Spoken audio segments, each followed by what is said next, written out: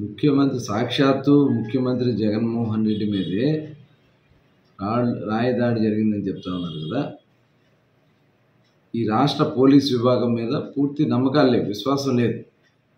ఇవాళ అన్ని ప్రాంతాల్లో కూడా దాడులు జరుగుతాయి. ఇంకా నామినేషన్ ప్రక్రియ కూడా స్టార్ట్ కాకుండానే ఇవాళ ఈ రకమైనటువంటి చంద్రబాబు నాయుడు గారి మీద రాళ్ళు వేయించడం, పవన్ కళ్యాణ్ గారి మీద రాళ్ళు వేయించడం, చాలా ప్రాంతాల్లో గొడవలు చేయించడం. నిన్న మరి మచిలీపట్నంలో అయితే పెద్ద ఎత్తున పేర్ని నాని గారు వారి కుమారులు కలిసి గంజాయి బ్యాచ్ని ఇక్కడ ప్రోత్సహించి గొడవలు సృష్టించి అల్లర్లు సృష్టించే కార్యక్రమం చేయడం.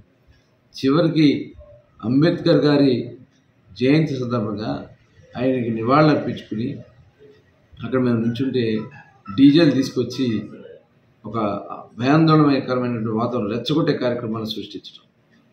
సాక్షాత్తు పేర్ని కృష్ణమూర్తి గారు ఎవరైతే పేర్ని నాని గారి కుమారులు ఉన్నారో చొక్కా మడత పెట్టి రండిరా అని చెప్పి ఏళ్ళు పోతారు.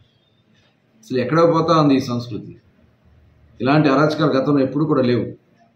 ఇవాళ ఒక వాంటెడ్గా వాళ్ళ ఓటమి వాళ్ళ కళ్ళ ముందు కనబడుతూ ఉంది. దానికోసమే ఇవాళ ఈ రకమైనటువంటి అల్లరి సృష్టిస్తూ ఉన్నారు.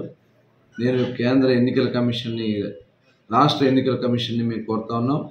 కేంద్ర బలగాలు ఇమ్మీడియట్గా ఇక్కడ దింపకపోతే పెద్ద ఎత్తున మరి దాడులు దౌర్జన్యాలు చేసి అరాచకాలు సృష్టించి ఈ ఎన్నికల్లో గెలవాలని తప్పుడు కుట్రలు పన్నుతా ఉన్నారు. దయచేసి కేంద్రం ఎన్నికల కమిషన్, రాష్ట్ర ఎన్నికల కమిషన్ ఇమీడియట్గా దీని మీద చర్యలు తీసుకుని, హోంశాఖ కూడా దీని మీద చర్యలు తీసుకుని ఇమీడియట్గా కేంద్ర బలగాలను దింపాలని చెప్పి మేము డిమాండ్ చేస్తాం.